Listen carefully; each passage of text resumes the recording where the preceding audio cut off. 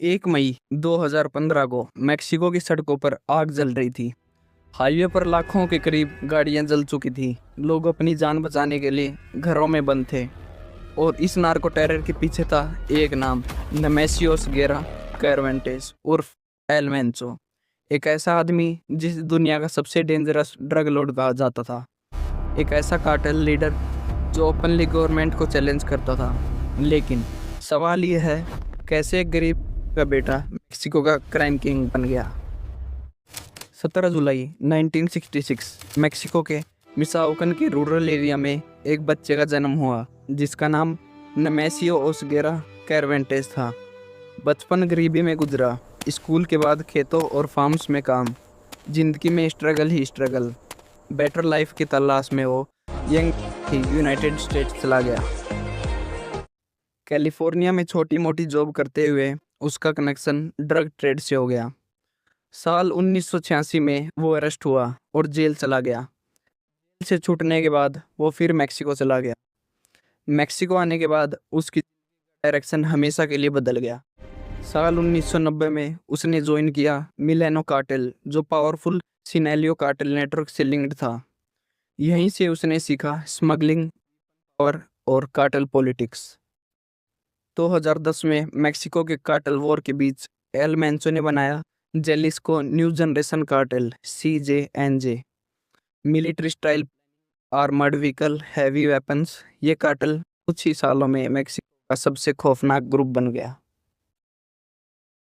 1 मई साल 2015 में वो दिन आया जिससे पूरा मेक्सिको हिल गया, जब गवर्नमेंट ऑपरेशन के रिस्पॉन्स में CJNG ने लाखों गाड़ियां जलाई, हाईवे ब्लॉक किए, बहुत सारे शहरों में पैनिक क्रिएट किया और इसी दिन मैक्सिकन मिलिट्री हेलीकॉप्टर्स को भी टारगेट किया गया।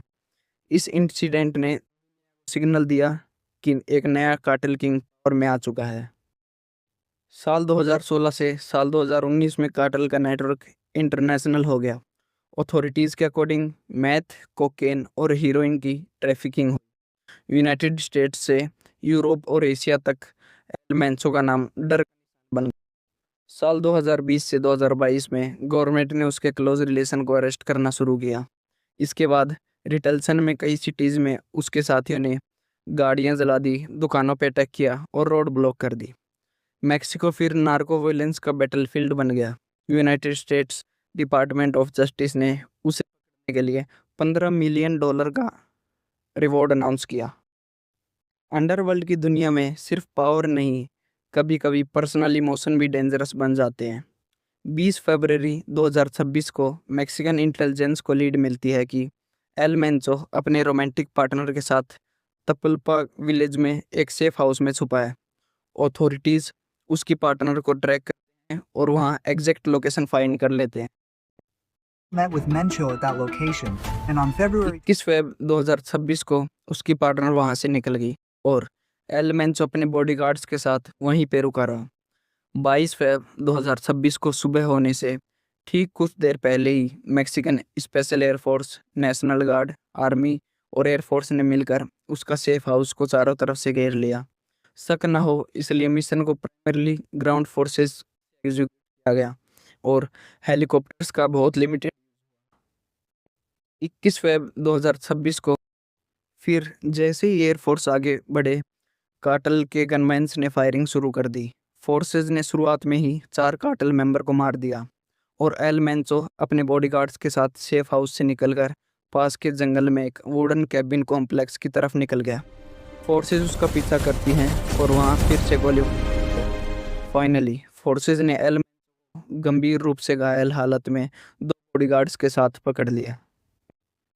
उसे तुरंत एयरलिफ्ट करके मेक्सिको सिटी ले जाया जाता है, लेकिन रास्ते में ही उसकी मौत हो जाती है। एक फॉर्मर DEA के चीफ इस ऑपरेशन को ड्रग ट्रैफिकिंग का सबसे सिग्निफिकेंट एक्शंस में से एक बताते हैं।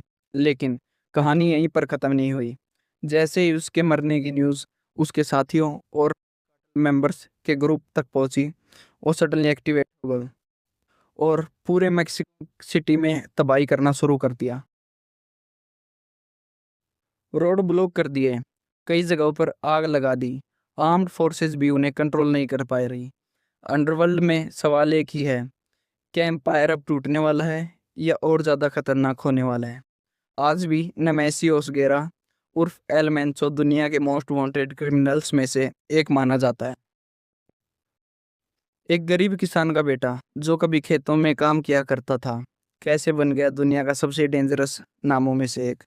जब उसने पावर हासिल की तो शहरों की सड़कें जंग का मैदान बन गई। लोग सिर्फ एक नाम से डरने लगे, एल मेंचो। गवर्नमेंट ने उसे रोकने की कोशिश की, लेकिन हर बार ज़्यादा खतरनाक होती चली गई। पर असली सच ये अभी अंधेरे में छुपा है, और शायद ये कहानी नहीं हुई।